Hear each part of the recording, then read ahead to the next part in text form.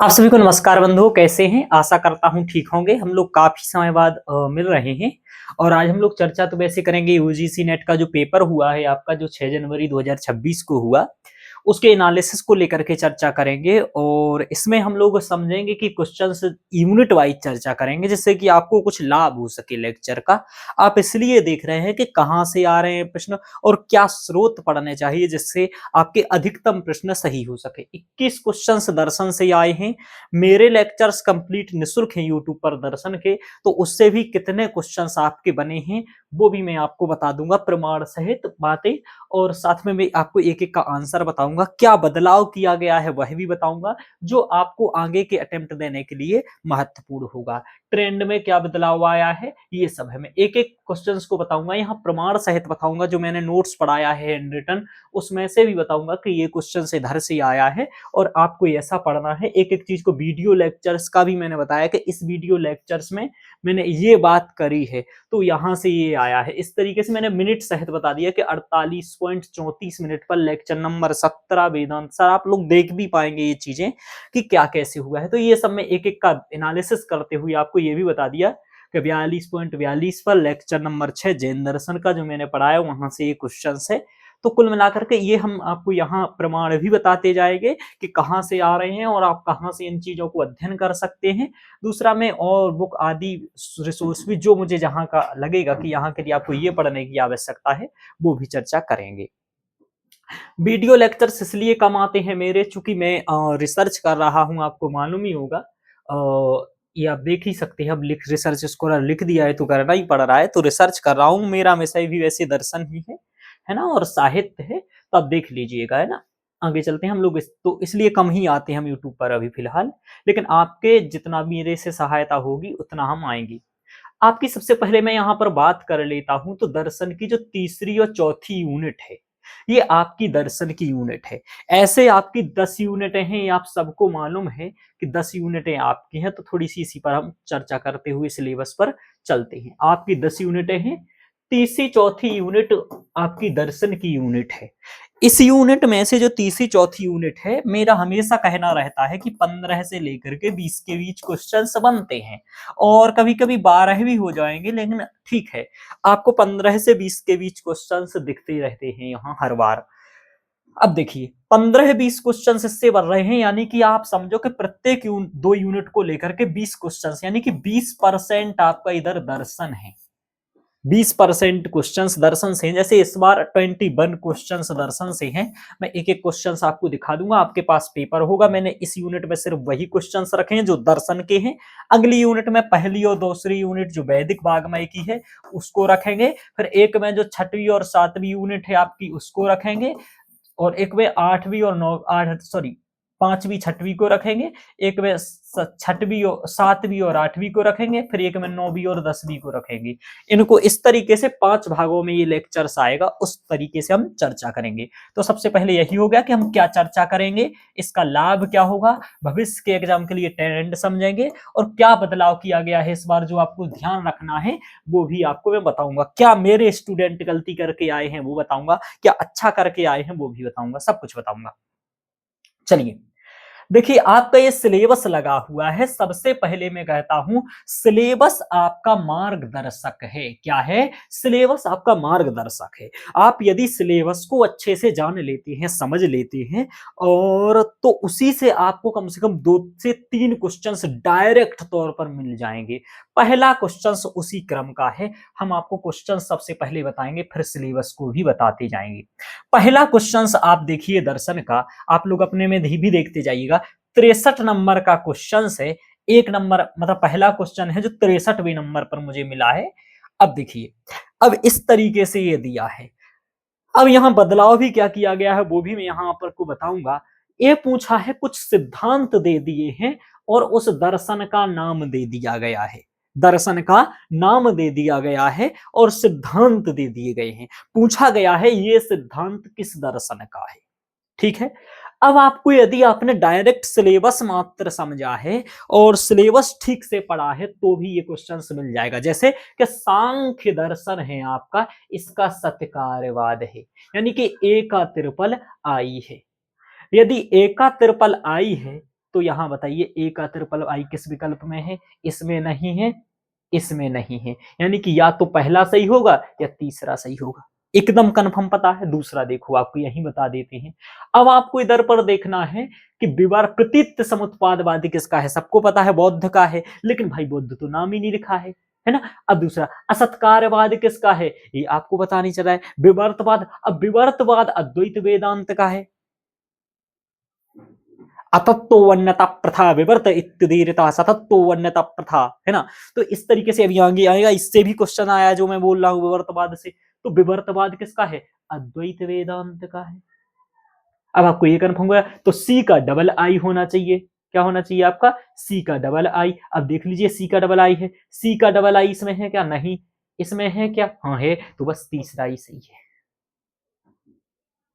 समझ में आ रहा? आपने 3 नंबर ये किया और सही है। अब देखिए ये क्या किए हैं, इन्होंने भी तीसरा विकल्प किया है, ठीक किया है। तो ये आपका ये हो गया। अब आप कहेंगे ये सर कैसे अब ये डायरेक्ट सिलेबस से क्वेश्चन से, इस क्वेश्चन से क्या सीखे और क्या जाने कि आपके टिप्स पर होना चाहिए दर्शनों के उपनाम। जैसे मैं पूछूं आपसे कि वैतंडित किसका नाम है? बोलिए कौन सा दर्शन है वैतंडित? बताइए। पिपीलिकावादी कौन है? बताइए। ऐसे क्वेश्चंस ये है। अब ये क्या मूल किताब पढ़ने से मिल जाएगा? नहीं होगा।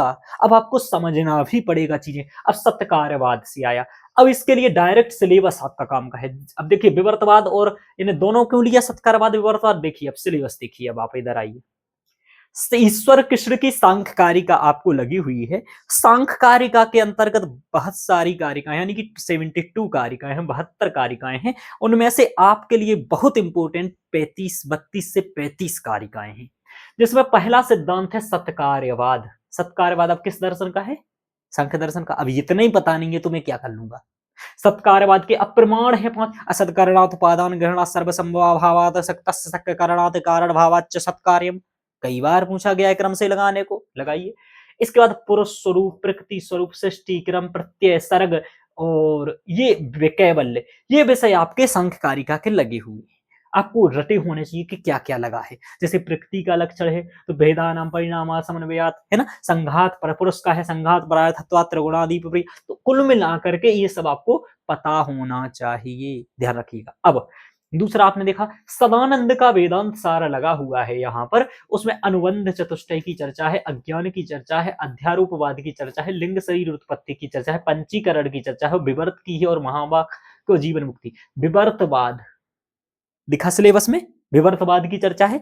विवर्तवाद से क्वेश्चन डायरेक्ट सिलेबस में लिखा है। आगे देखो, अब तर्क संग्रह में जाएंगे, इधर जाएंगे। वैसे तर्क संग्रह इसमें आपके ये सब चीजें आई हैं, तो वहां पर नाम पूछा है तो ये हो गया। अब आपको इतना समझ में आया। अब आपने जब इतना सही कर लिया, अब आप इसके आंसर को और समझें। तो पहला क्या समझेंगे कि दर्शनों के सिद्धांत आपको पता होने चाहिए। दर्शनों के यदि उनकी विशेषताओं के नाम, औलूक के नाम यदि आ जाए कहीं, है ना, तो इस तरीके से उपनाम भी पता होने चाहिए। अब ये मूल ग्रंथों में नहीं मिलेंगे, तो आपको क्या करना है, एक बार दर्शन मुझसे पढ़ने के बाद, मैंने दर्शन पढ़ाते समय ये सब कुछ क्वेश्चंस कराए हैं, कम से कम 50 से 100 क्वेश्चंस आपको प्रत्येक दर्शन के लगा लेने हैं, जो कि मैंने लगवाए हैं अपने लेक्चर्स में। तो आप पढ़ सकते हैं, वो एकदम निःशुल्क है, खूब पढ़िए। आगे चलिए। अब देखिए ऐसे ही पूछा विवर्तवाद, प्रतीत समुत्पादवाद। अब प्रतीत समुत्पादवाद क्या है? ये कार्य कारणवाद सिद्धांत है, ये भी कार्य कारणवाद सिद्धांत है, ये सभी कार्य कारणवाद सिद्धांत है। पहले मुर्गी या अंडा, है ना, डज गॉड एग्जिस्ट, वही क्वेश्चन है, कार्य कारणवाद का क्वेश्चन है। सत्कारवाद क्या मानता है? असत्कारवाद क्या मानता है? सत्कारवाद का विरोधी है सत्कारवाद है, ठीक है। प्रतीत समुत्पादवाद कहता है अस्मिन कारणे सति इदम कारणम, बौद्ध का है। विवर्तवाद क्या कहता है? ये संसार विवर्त है। तो अब इनको मैंने सब पढ़ाया है बहुत डिटेल्स में, ये आपको ध्यान रखना है तो पढ़ लेना है। एक एक सिद्धांत पर मेरे लेक्चर्स के अंतर्गत आधे घंटे 1 घंटे चर्चा है, तो अब देखिए और उनको पढ़िए। क्वेश्चन डायरेक्ट में आगे चलते हैं। ये क्वेश्चंस कैसी कोटि का है? एकदम सरल कहूंगा मैं इसे, ठीक है, सरल है। बदला क्या है? कुछ नहीं, ये डब्बों में दे दिया है बना के, तो ये तो और अच्छा किया है। आपको 2 विकल्प आए, चारों की आने की जरूरत ही नहीं थी। 2 में आपका काम हो रहा। आगे चलते हैं। तो ये अच्छा है, ये बदलाव किया। पहले ये डब्बा नहीं बनाता था, ठीक है। क्वेश्चंस तो रहते थे पर ऐसे डिब्बे बना करके नहीं रहते थे, उसने डिब्बा बना दिया थोड़ा सा। चलिए अब देखिए दूसरा क्वेश्चन यहां है आपका, पक्षे अप्राप्तस्य प्राप्को विधि। कौन सी विधि? यानी कि अब आपका जो सिलेबस में लगा है विधि मीमांसा दर्शन, मीमांसा दर्शन के लिए आपके लिए ग्रंथ यहां अर्थ संग्रह आया है। देखिए क्या लिखा है, लौगाक्षी भास्कर कृत अर्थ संग्रह। इसमें भाग है, इसके 5 मूल भी चीजों को आपको मूलतः अध्ययन करना था। विधि, मंत्र, नामधेय, निषेध और अर्थवाद। विधि 5 प्रकार की होती है मूलतः। इधर अब विधि के भी वर्गीकरण अलग, 3 तरीके से वर्गीकरण है विधि का वहां, तो वो ध्यान रखना पड़ता है। मैंने पढ़ाया है, निःशुल्क पढ़ाया है, पढ़िए।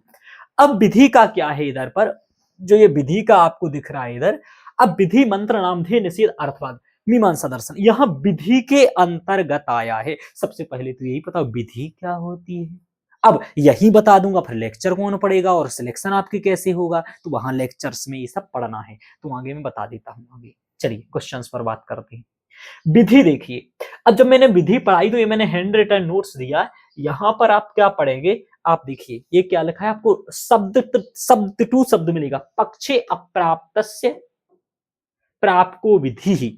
ये क्या लिखा है, पक्षे अप्राप्तस्य प्राप्को विधि ही भवति, क्या भवति, नियम विधि भवति, नियम विधि भवति। अब इसको कठिन कहोगे, बिल्कुल नहीं कहूंगा कठिन, सरल है।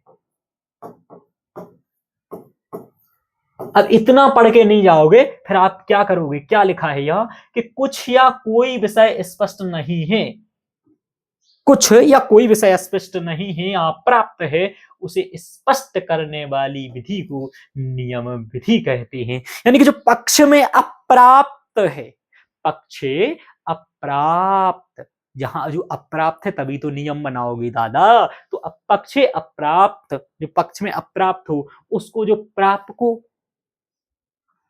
उसको स्पष्ट करने वाली जो विधि हो उसे ही हम क्या कहते हैं, नियम विधि। अब इसका आपको, जैसे धान को अलग करना है, कैसे करेंगे धान, तो कह रहे व्रीहीन अवहंती, कूट करके अलग कर दीजिए, ठीक है। तो कुल मिलाकर के अब ये उदाहरण पूछ लेगा अगले बार के व्रीहीन अवहंती किसका उदाहरण है, तो आपको सभी विधि आनी चाहिए। इधर देखो आपको जो विधि के नाम दिख रहे हैं, पूर्व विधि, नियम विधि, परिसंख्या विधि, ये ध्यान रखना, उत्पत्ति विधि, ये सभी विधियां पढ़ाई गई हैं, तो आप यहां ध्यान रखेंगे। देखो ये इसको श्लोक भी मैंने लिखाया था इधर, विधि अत्यंत प्राप्त, तो अप्राप्त विधि अत्यंत अप्राप्त नियमा प्राप्त के सती, ठीक है, प्राप्त के नियम सती। अभी ये श्लोक रटा होता, ये गोला लगाया था, इंपोर्टेंट था, मैंने बताया था, लेक्चर में आके देख लीजिएगा। दूसरा क्वेश्चन हो गया, इसको क्या कहोगे सर, सरल कहेंगे, दूसरा क्वेश्चन भी सरल है। अब आप लेक्चर्स देख के रट के पढ़ के नहीं जा रहे तो नहीं होगा। चलिए अब इसके लिए क्या है मूल ग्रंथ, भाई या तो आप अर्थ संग्रह पढ़िए, और मैंने भी पढ़ाया वो भी अर्थ संग्रह ही पढ़ाया है, बस मैंने नोट्स बना के एकदम सरल भाषा में करके पढ़ा दिया, लाइन एकदम लिख दी, जो परिभाषा आनी है पेपर में उसका हिंदी दे दिया, उदाहरण दे दिया, टू द पॉइंट काम कर दिया है, बाकी ये भी मूल ही है। अब देखो आगे आया, तो ये मीमांसा दर्शन से हो गया, आगे है योग दर्शन से क्वेश्चंस, और योग दर्शन में भी ये बात पढ़ते हैं, वेदांत में भी ये बात आप पढ़ते हैं, क्योंकि वहां पर जब बात आती है तो वही है कि अखंड वस्तु अवलंबेन चित्तवृत्तेः अन्य अवलंबनम भवति। वस्तुतः ही ये मूलतः उसका होगा, ध्यान रखिएगा, वेदांत का, ठीक है। तो अखंड वस्तु अवलंबेन चित्तवृत्ति अन्य अन्य अवलंबम भवति, अन्य अवलंबनम भवति। यानी कि पत्नी साथ में खड़ी है, देखना तो पत्नी को चाहिए क्योंकि शादी की हो, सुंदर है, लेकिन दूसरी जा रही उसको देखे, समझ में आ रहा, ये इधर है कि आपको तो अखंड वस्तु को देखना चाहिए, ब्रह्म को, वही शांत है, लेकिन आपकी इंद्रियां अन्य अवलंबनम, ब्रह्म की जगह और कहीं भटक रही हैं, रील पर, दूसरे की ओर, वही क्या है, ये है। तो विक्षेप हो रहा है मेरे भाई। क्या हो रहा है? विक्षेप। ये मेन नहीं, ये पढ़ाया है। देखो निर्विकल्प समाधि में दिक्कत आएंगी 4। एक तो आएगी विघ्न, विघ्न आएंगी 4। कितने विघ्न? तो यही पूछा जाता है निर्विकल्प समाधि में कितने विघ्न आएंगे। वेदांत अकॉर्डिंग, वेदांत सार 4 आएंगे। कौन कौन से? लय, निद्रा आ रही, सो रहा है, निद्रा आ रही है, लय। विक्षेप यानी अन्य वस्तु का, अन्य वस्तु की ओर जाना, अन्य चीज की ओर जाना। और ये क्या लिखा है? अन्य अवलंबनम। एक शब्द पकड़ देते ना मेरा, तब भी ये काम हो जाता। कसाय, रसस्वाद, कसाय और रसस्वाद। पिछले बार एक क्रम से लगाने को भी आया था, लय विक्षेप कसाय रसस्वाद। अब आप देखिए, अब आपको कठिन है? नहीं है कठिन भाई, पढ़ा नहीं है, याद नहीं किया है, डायरेक्ट पढ़ाई गई हैं ये चीजें। और मिनट सहित बता रहा हूं, देख लेना मेरे भाई, है ना।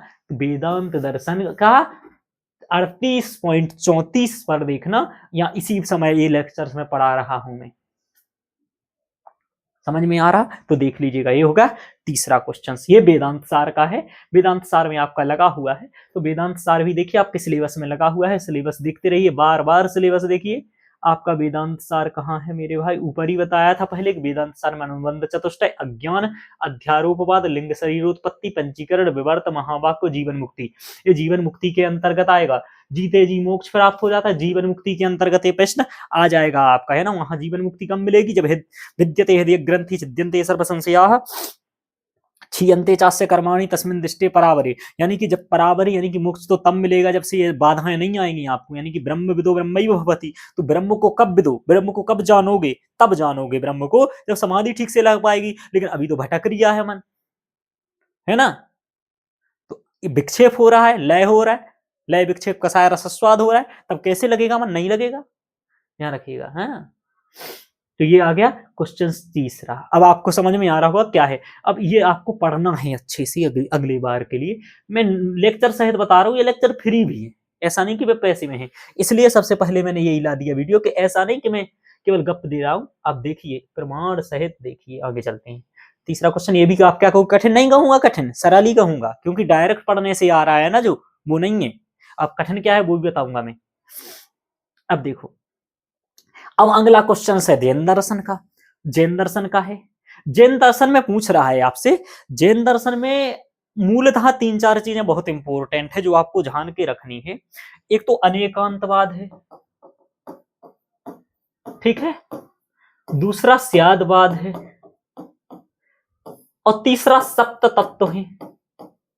सप्त तत्व विवेचन है, सप्त तत्व विवेचन है, और यही सबसे खतरनाक है। मेरा 2-2.5 घंटे का लेक्चर केवल सप्त तत्व विवेचन पर है, और एक लेक्चर 2-2.5 घंटे का इस पर है। इन्हीं से क्वेश्चंस आती हैं हर बार, और सामान्य बातों से तो आएंगे जैन दर्शन की। बाकी ये भी इन्हीं के अंतर्गत से है। खैर, जैन नए। अब एक बात ध्यान रखना, इसने नए यानी कि इस बार के क्वेश्चनों में जैन नए, वैशेषिक नए, चार्वाक नए, यानी स्पष्टतः दर्शन विशेष से क्वेश्चंस पूछा है। ध्यान रखिएगा, आगे अभी 4 वाक नए दिखेगा, वहां 4 वाक ही ध्यान में रखना था, सिर्फ कंप्लीट दर्शन नहीं। यहां जैन ही ध्यान में रखना है, ठीक है। तो जैन नए सकल रूप द्रव्य विषयक जातीयम आत्म मात्र अपेक्षम ज्ञानम भवति, ये पूछ रहा है। अब सबसे पहले कई लोगों को समस्या क्या आती है कि उन्हें संस्कृति नहीं आ रही है इतनी कि वो इसका अर्थ समझ पाए।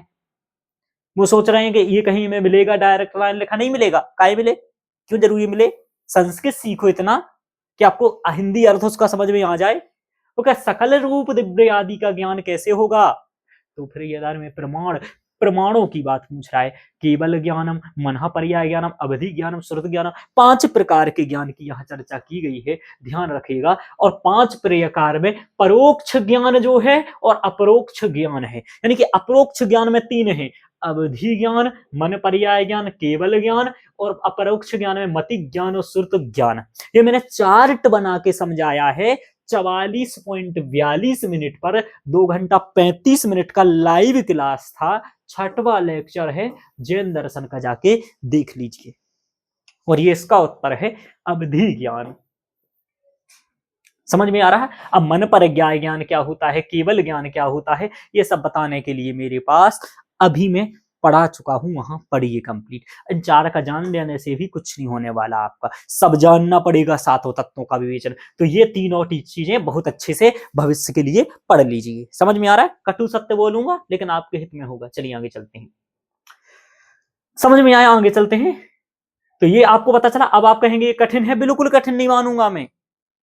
सात तत्व पढ़ाए हैं मैंने, ये पढ़ाया है चीजें। समझ में आ रहा है? आप जब जाएंगे यहां पर देखेंगे तो स्पष्ट रूप से दिखेगा अवधि ज्ञान में यही सब हो रहा है कि सब कुछ का ज्ञान है ना। तो ये आपको डायरेक्ट वहां पर दिखेगा।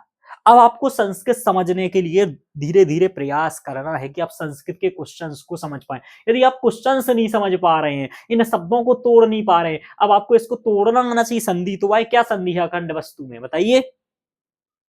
इनमें दो संधि है यहाँ पर, अखंड वस्तु अवलंबन। ठीक है, चित्त वित्ते यहां आना चाहिए। फिर अन्य अवलंबनम आना चाहिए कि चित्त की वित्ती में अन्य का अवलंबन आ जाना है ना। मैंने कहा था दूसरी को पकड़ लिए, पहली वाली नहीं भूल रही है, वही वाला बात है। भाई उधर जा भी जा रही है मन बार बार। समझ में आ रहा? तो ध्यान रखना। आगे चलते हैं। अब देखो सांख नए जैन तो ये भी सरल है। आगे देखते हैं। सांख नहीं कहेंगे सब सरल है, सरल नहीं, नहीं सभी सरल नहीं है, कठिन भी है, बताऊंगा अभी।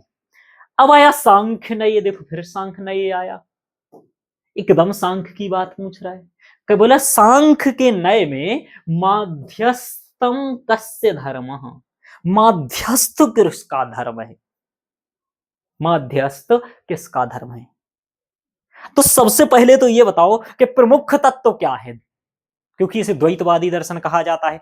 अब ध्यान रखना ये रटने के आधार पर क्वेश्चंस नहीं होगा, ये कठिन भी मान लो आप, रटने पर तो नहीं होगा। रामा रामा रटते रटते बीत जाएगी उमरिया, लेकिन नहीं निकलेगा, है ना, यूजीसी नेट जेआरएफ। ध्यान रखना ये बात, तो रटना नहीं है जरा, कंसेप्चुअल क्लियरिटी, इसलिए इतना डिटेल्स में दर्शन पढ़ाया गया है।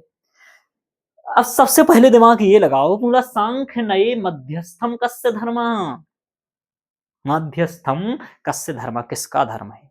अरे तो माध्य मुख्य तत्व क्या है दो, वो तो मध्यस्थता नहीं करेंगे, वो तो मुख्य ही है। तो बोले पुरुष तो नहीं, ये नहीं होगा सही और ये नहीं होगा, मतलब ये तो उत्तर नहीं होगा दोनों। समझ में आ रहा? इतना हो गया। अब मध्यस्थ कस्य धर्म, किसका धर्म है। अब यहां बुद्धि का है या अहंकार का है। अभिमानो अहंकार अध्यवसायो बुद्धि, ये बुद्धि की परिभाषा है। तो यहां पर जब आप जाएंगे यहां पर, तो अहंकार का वर्णन मैंने पढ़ाया है, और यही पढ़ाया है आपको कारिका नंबर 24। वही पढ़ाया अभिमानो अहंकार तस्या द्विविधः प्रवर्तते सरकः एकादशकश्च गणस्तत्र पंचैक पंचकश्चैव। ठीक है, तो वस्तुतः इन आगे की चीजों की उत्पत्ति में जो माध्यस्थ धर्म की भूमिका निभा रहा है, वो यहां अहंकार निभा रहा है। समझ में आया? अब इस क्वेश्चंस को थोड़ा सा कंसेप्चुअल मान सकते हैं, जिसने बहुत डिटेल्स में पढ़ा है तो थोड़ा सा ये समझ में आएगा। और इनमें से आप कुछ भी लगाते, जो भी सही मानते ठीक है, फिर कुछ नहीं कहेंगे। तो इसको हम थोड़ा सा जटिल कह सकते हैं, लेकिन पढ़ के जाओगे तो बुद्धि लगाओगे तो इन दोनों में से एक ना एक तो करोगे। ठीक है, तो ठीक है, इसको मान लो कि कठिन है। समझ में आ रहा है? चलिए, लेकिन ये भी आपका मिल जाएगा इधर से पढ़ के। अब ये डायरेक्ट जो कारिकाएं रट के गया है उनको समझ में नहीं आएगा, ये बात लॉजिक लगाने पड़ेंगे इधर भी, ऐसी क्वेश्चन में भी, कि दो तो नहीं होंगे क्योंकि मध्यस्थ पूछ रहा है। फिर क्या होगा? बुद्धि अहंकार अध्यवसाय बुद्धि। बोले बुद्धि ऐसा कुछ करता है क्या?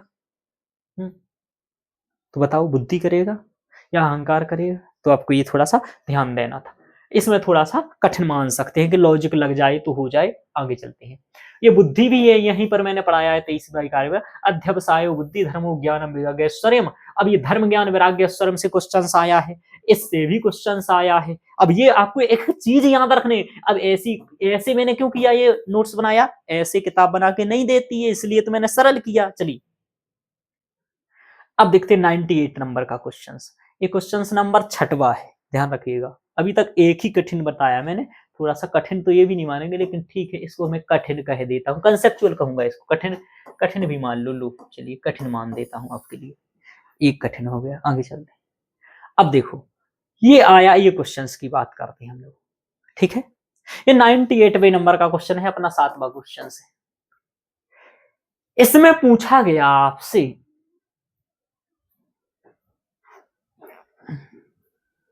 न्याय दर्शन के बारे में। तो सबसे पहले तो सिलेबस में क्लियर हो जाए कि क्या पूछ रहा है, न्याय दर्शन के पूछा है, ठीक है। तो प्रतिज्ञा, उदाहरण, उपनय, निगमन, ये आपने इधर पर देखो पढ़ा। आप अनुमान पढ़ते हैं, अनुमान के बाद स्वार्थ अनुमान पढ़ते हैं और परार्थ अनुमान पढ़ते हैं, ठीक है। स्वार्थ अनुमान मतलब स्वयं के ज्ञान के लिए जब स्वयं अनुमान करना हो उसको स्वार्थ अनुमान कहते हैं।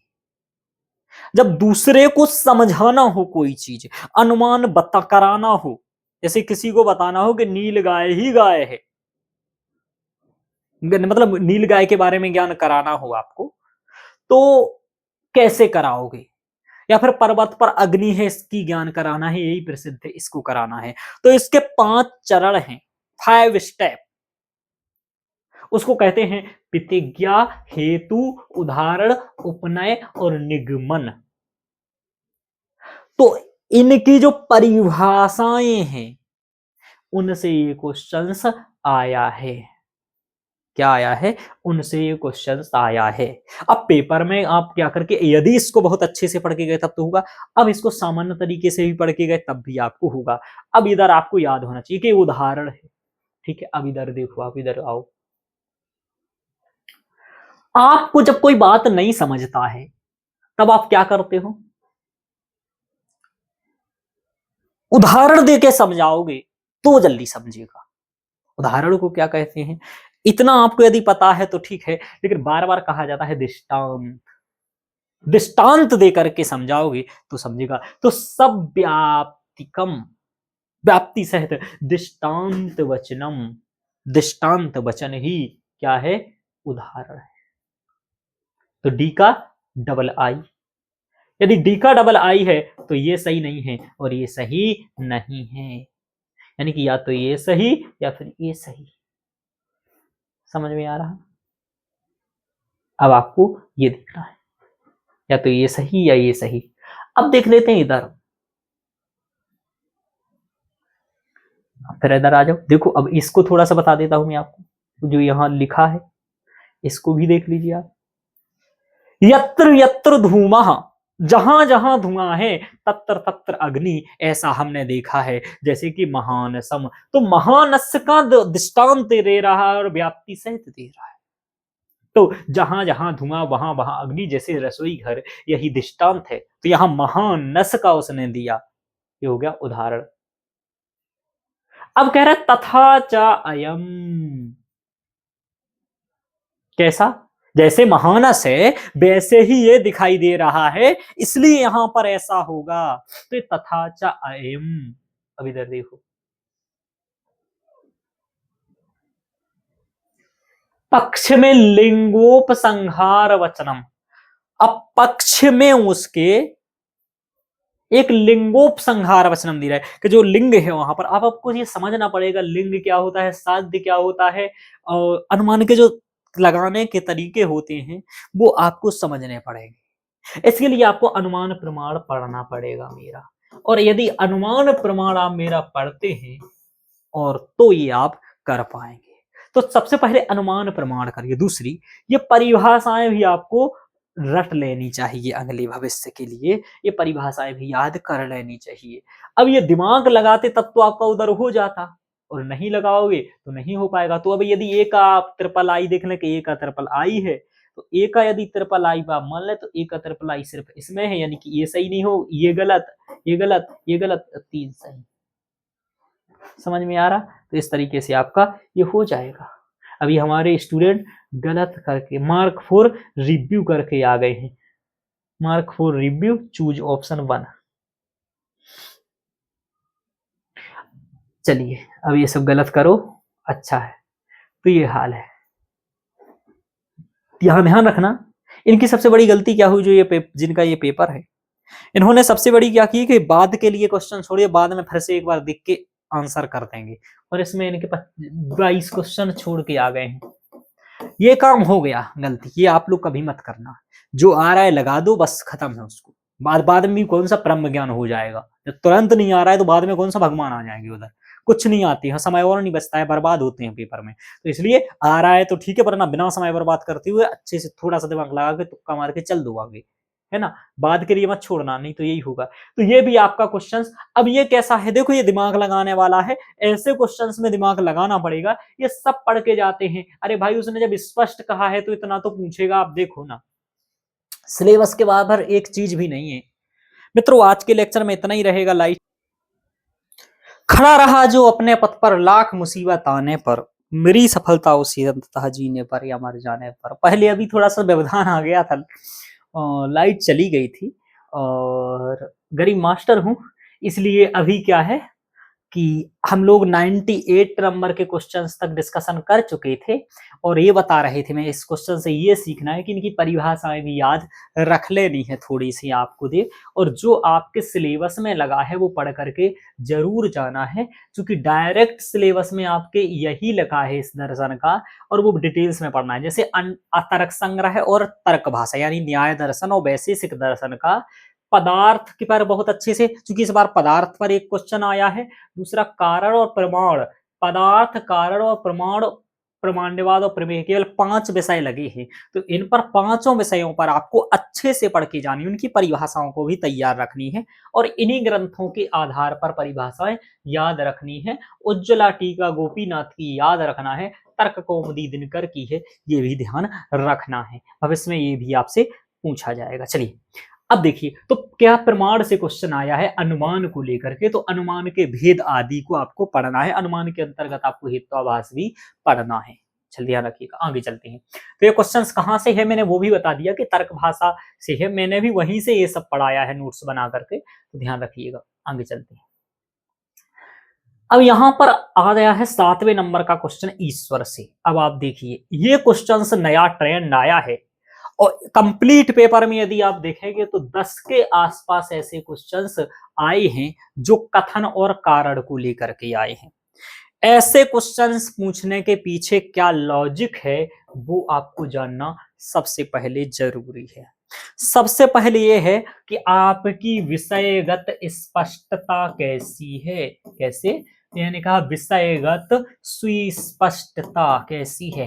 इंग्लिश में इसके लिए आप कह सकते हैं कि कंसेप्चुअल क्लियरिटी कितनी है, विषयगत सुस्पष्टता कह दूंगा मैं वहां पर। उस हालांकि हूबहू दोनों अर्थ नहीं है, इंग्लिश का ट्रांसलेट नहीं है हिंदी जो मैं बता रहा हूं, तो विषयगत स्पष्टता रहनी चाहिए। दूसरा आपको रटना नहीं है, यानी कि रटने की प्रवृत्ति से बाहर निकलना है, रटने से काम नहीं होगा। कंसेप्चुअल नहीं पढ़ाया जाता, ये क्वेश्चन आपको किसी का कहो किस ग्रंथ से है तो किसी ग्रंथ से नहीं मानूंगा मैं डायरेक्ट तौर पर, क्योंकि ऐसी बात ही पूछ रहा है वो। अब देखो कह रहा है, पहले कथन में कह रहा है कि न्याय वैशेषिक नए, नए शब्द उसको ज्यादा प्रिय है इस बार, है ना, तो न्याय वैशेषिक दर्शन स्पेसिफिक दो दर्शन के आधार पर ईश्वर अनुमेय द्रव्यम अस्ति, कि न्याय और वैशेषिक के अनुसार ईश्वर अनुमेय विषय है, यानी अनुमान प्रमाण से सिद्ध होगा ईश्वर। किससे होगा, अनुमान प्रमाण से।